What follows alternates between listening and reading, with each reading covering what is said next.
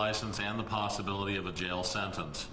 In addition, you may face increased penalties for later convictions, the loss of your right to possess firearms or ammunition, and your immigration status could be affected. You have important constitutional rights, including the right to representation by an attorney, but you may lose those rights or waive them if you do not act to protect those rights. You have the right to hire an attorney to represent you in every case. If you cannot afford an attorney, you may be eligible for a free attorney. If you want a determination made as to whether you are qualified for a free lawyer, then it is your obligation to be screened at the location identified in paragraph 5C of the bond checklist form that I'm going to give you this afternoon. If you do not hire an attorney or go to be screened, then you may be found to have waived your right to an attorney at your trial. You also have the right to represent yourself. However, you should be aware that self-representation can be dangerous. For example, there may be certain factual or legal defenses to your charge that you are not aware of, or legal issues related to the conduct of your trial or guilty plea that an attorney would know how to preserve for an appeal. If you exercise your right to proceed without a lawyer, then you are responsible for complying with all applicable rules of court, including rules of evidence, procedural rules, and proper behavior before the judge and jury. If convicted on the charges filed against you and ordered to pay a fine, you may request a reasonable scheduled payment plan to pay that fine. It is your obligation to keep up with your trial date and to obtain an attorney, either by hiring one or by being screened and found eligible for a court-appointed attorney prior to your trial date. If you do not appear at your trial with your attorney, you may be deemed to have waived your right to have an attorney represent you. You are required to keep the court notified of any changes of address until the completion of your case. Do you understand so far? All right, Mr. Wellwood, you're being charged with reckless homicide. This is a general sessions charge, so you have the right of a preliminary hearing. The preliminary hearing is an evidence hearing where the state has to show that they have the evidence to take you to court. If you want that hearing, take the form I'm going to give you and fill it out. You can mail it or take it to the address on the form, or you can fill it out this afternoon and give it back to me. But you only have a total of 10 days to get that form filled out and turned in. Otherwise, you lose your right to that hearing. Now, the Highway Patrol is here representing the state, and the family is here representing the victim. Both of them have the right to speak in court, so I'm going to start with the Highway Patrol. Corporal? Yes, sir. Do you have anything you want to tell me about this case, please? Yes, sir. On June 10th, shortly before 7 o'clock in the evening, troopers from South Carolina Highway Patrol responded to a collision on US 25 bypass near Portsmouth Drive in Greenville County. Upon arrival, they located a BMW that had overturned and struck a tree. After speaking with multiple witnesses on scene, they determined that just moments prior to the collision that the BMW had been traveling at a high rate of speed in and out of traffic before losing control and running off the roadway to the left. As a result of the collision, Miss Abby Allen was pronounced deceased at the scene. There was also a second female who was in the car who was also injured.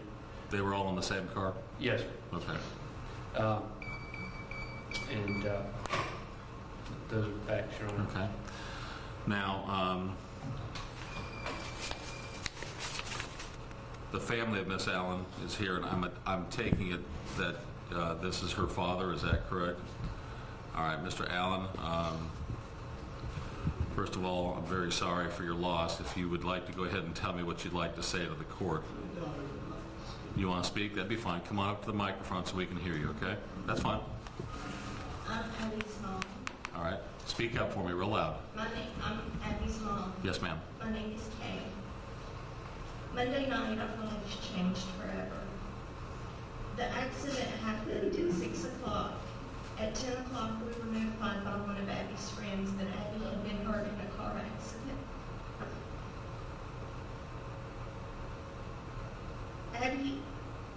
Abby would walk into this room, and she would light up this room with a smile on her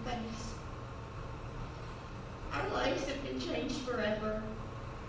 I sat before I came here today and I watched a video of Abby and her niece, which is my first granddaughter. She's 9 months old. Them sitting in the floor, Abby singing the song to Ella. That's all. Ella will never get to see Ella grow. It breaks my heart. Abby and Katie were 15 months apart. They were best friends. They will never get to spend another day together. I believe in God, and I know one day that we will get to see Abby again, but we will never get to see Abby walk through our back door and say, Mommy, Dada, we're home. I'll never get to see that again. I'll never get to sit down and eat dinner with my child again. Our house is empty. My heart is empty. And our family is heartbroken. Thank you very much for coming, ma'am. I'm very sorry. Go ahead, ma'am. Did you want to speak also? I'm Katie. I'm Abby's sister. We were best friends. I lost my only sister because of what he did, and I don't want them to get out. I can't. I'll never be able to get to see Abby again. I'm so heartbroken. And my daughter will never get to see her aunt. And they were so close. Abby loved her more than anything. And she taught her so many things, and we'll just never be able to get to see her again. Thank you very much. I appreciate it. Both of you can be seated.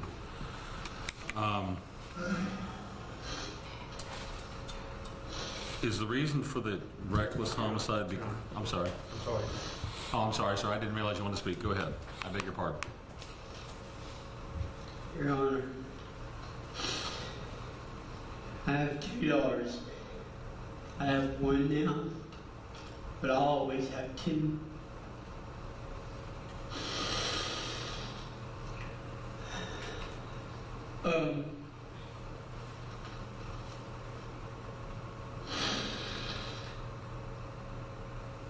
My youngest daughter was the joy of our whole family's life.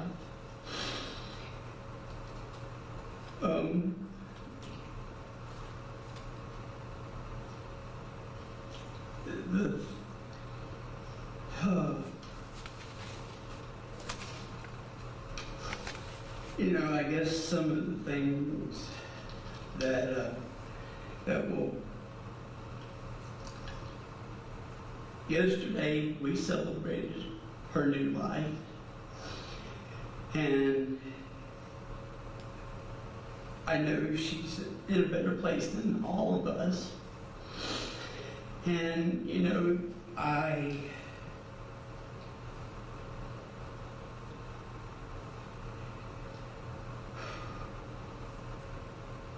I'm just trying to get through this. You're doing fine. I'm trying to get through this.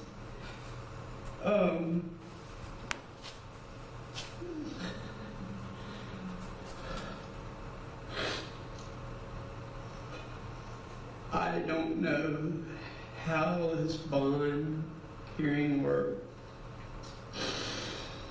I do know that we have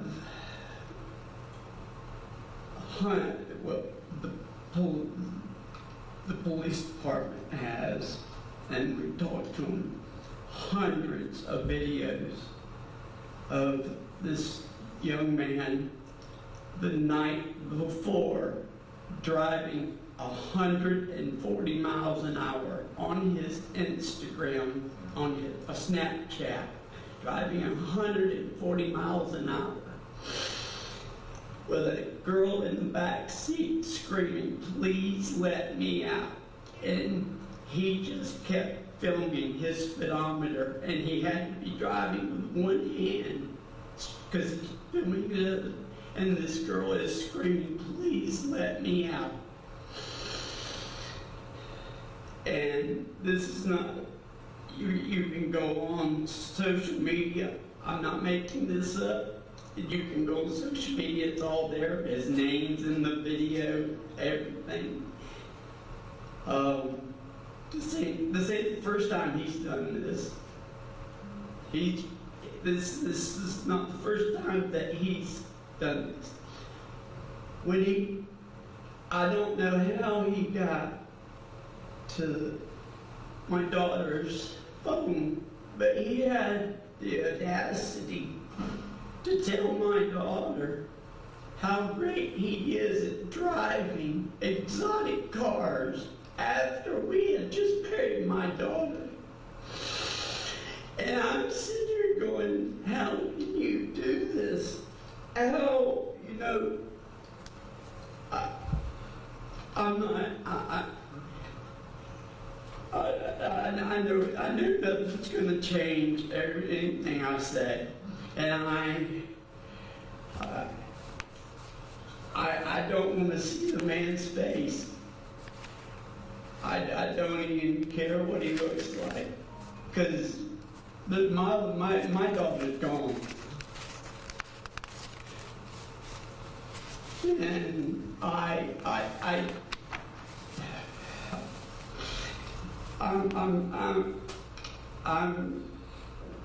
I'm just going to sit down. That's all I can do right now, Your Honor. Thank you very much. I appreciate your comments.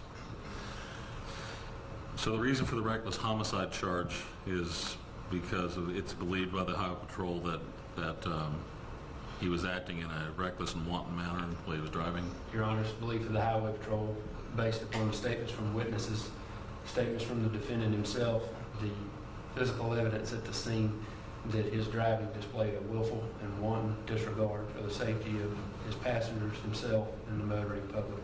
All right. And the state would request that no bond. All right. Well,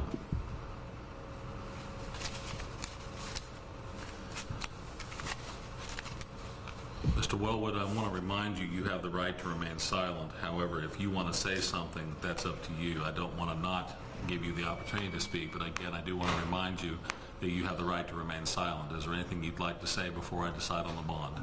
No comment. All right, that's fine. All right, well, first of all, I'm going to place 3 conditions on your bond. Number 1, you're not to have any contact with any of the family, either phone calls, text messages, Instagram, smoke signals, no nothing. No contact whatsoever. Secondly, I'm going to place a condition that you are not going to be allowed to drive a motor vehicle while you are on bond. You'll have to get somebody else to be driving you. I do not want you on the road driving behind the wheel. Number 3, I'm going to be placing you in home incarceration with a GPS monitoring ankle bracelet so we can monitor your whereabouts. Based on the information given by the Highway Patrol, based upon the statements made by the family, I do consider you to be an extreme danger to the community if you're driving in a reckless and wanton manner. One person was killed, you could have been killed, other people could have been possibly killed. And I don't know if you're innocent or guilty, okay? That's not why we're here today. It's not my job to claim that you're innocent or guilty.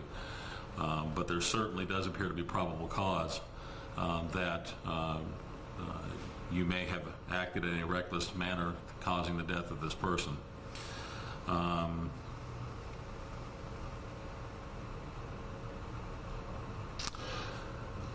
The charge being what it is, I can't no bond it. However, I can set a high bond, and I think a high bond would be appropriate based upon the nature of the circumstances. So I'm going to set a $100,000 bond on you. $100,000 cash, bail bond, or a property bond will get you out. Now, also with that, with you being in a home incarceration, they only put people on home incarceration they only put people on home incarceration Monday through Friday between 8 and 5, which means that if you post bond this weekend, the earliest you will get out would be Monday. Just want to let you know that up front so that you're not going to be surprised by it. Do you have any questions I can answer for you? All right. I've got several papers for you to sign. If you'll come down to that window, I'll be ready for you in just a second. Your Honor, Yes, sir. could I say one thing? Please, go ahead. Your Honor,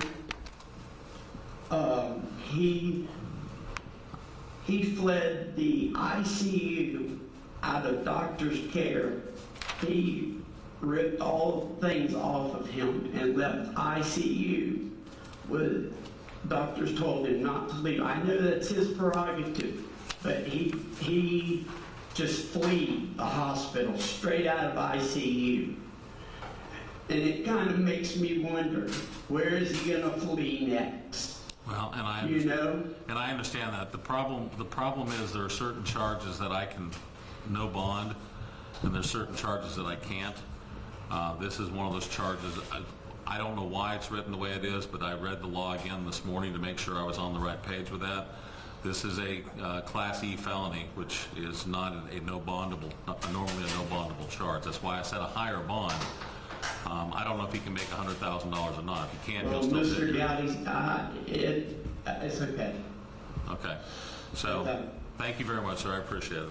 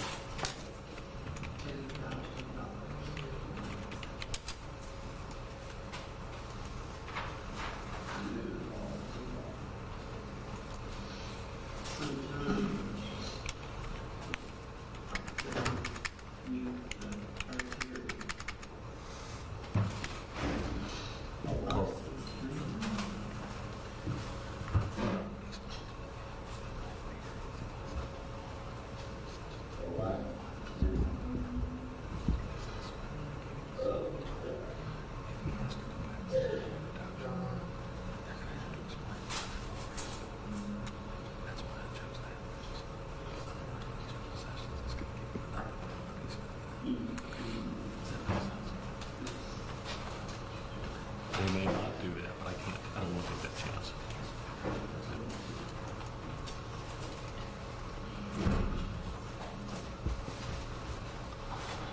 All right, you got all the paperwork? Yes, sir. All right, very good. Thank you very much, sir. You're free to go.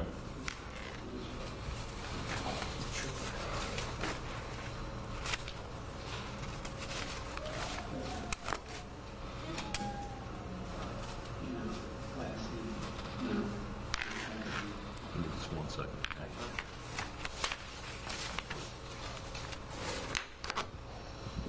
All right. Folks, thank you very much for coming. I appreciate it, and I wish I had the words to express my grief for you.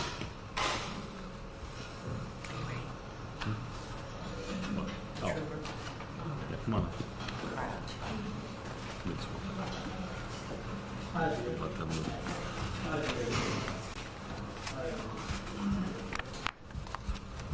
If you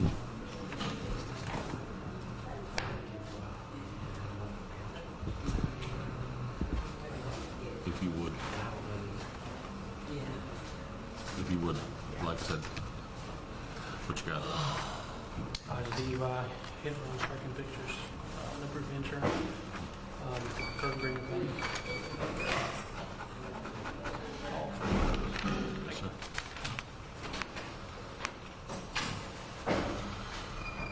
Go ahead, I'll let you move.